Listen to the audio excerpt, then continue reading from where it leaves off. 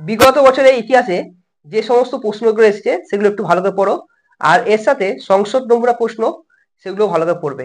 এটা হচ্ছে চতুর্থ অধ্যায় এবং পঞ্চম অধ্যায় থেকে প্রশ্ন দেওয়া হয়েছে, কারণ যেহেতু তোমাদের প্রথম, দ্বিতীয় ও তৃতীয় আগের সিলেবাসে ছিল না, ওগুলো নতুন এই বছরের জন্য। তো যাই হোক, এই প্রশ্নগুলো কিন্তু অতি অবশ্যই খুব ভালোভাবে পড়বে, পুরোপুরি না এলেও কিছুটা হলেও আসবে। প্রথম প্রশ্ন দেখো, আফ্রিকাতে সর্বপ্রথম উপনিবেশ স্থাপন করেছিল পর্তুগিজরা, এটা 2015 সালে এসেছিল। 1842 সালের 29 আগস্ট চীনে কোন চুক্তি স্বাক্ষরিত হয়? নানকিং এর সন্ধি। 2016 সালে এসেছিল।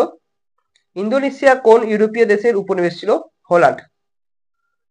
আমেরিকা মহাদেশকে আবিষ্কার করেছিলেন খ্রিস্টোফার কলম্বাস। এরপর দেখা একটা বড় স্টেটমেন্ট দিয়েছে, 16 থেকে 18 শতকের মধ্যে ইউরোপের এই বাণিজ্যিক ব্যবস্থা চালু হয়। তো এখানে আরো দিয়েছে যা যা পড়ে দিচ্ছ, আর এর নাম হচ্ছে মার্কেন্টাইল মতবাদ। এরপর পরে কোশ্চেন দেখো, ইম্পেরিয়ালিজম স্টাডি বইটির লেখককে?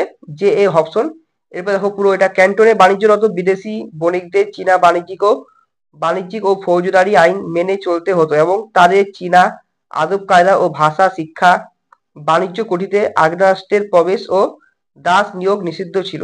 চীনে বিদেশিদের প্রতি এই কঠোর নীতি যে নামে পরিচিত ছিল তা হলো রুদ্ধদ্বার নীতি। ঠিক আছে। সামাজিক ডারউইনবাদের মুখ্য প্রবক্তা হলেন হারবার্ট স্পেন্সার। উত্তর ভাষা অন্তরী সর্বপ্রথম প্রদক্ষিণ করেন বার্থেলেও মিউডিয়াজ।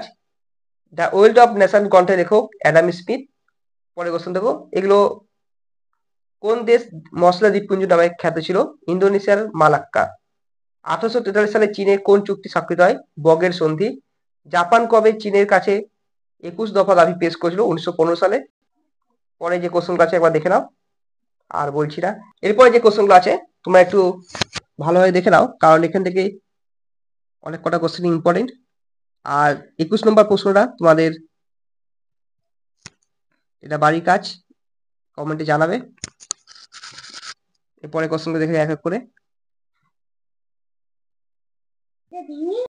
পরে কোশ্চেনগুলো এক এক করে দেখে যাও। আশা করি তোমাদের এখান থেকে অনেকটাই হেল্প হবে। আচ্ছা, এই শর্তটা এখান থেকে এইটুকু লেখা হলো, তারপরে কিন্তু এখানে এই জায়গাটা আছে, ঠিক আছে, কারণ যেহেতু জায়গা হয়নি এখানে। পরে কোশ্চেনগুলো দেখে নাও এক এক করে।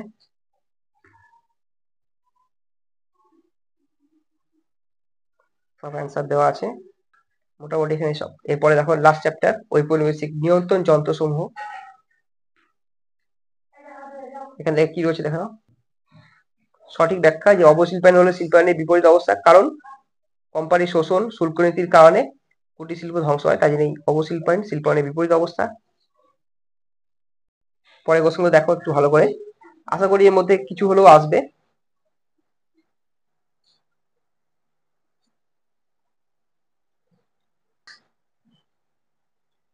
দেখো এগুলো কিন্তু টেস্ট পেপারেও অনেকবার রয়েছে, ফলে আশা করি তোমাদের খুব একটা প্রবলেম হবে না।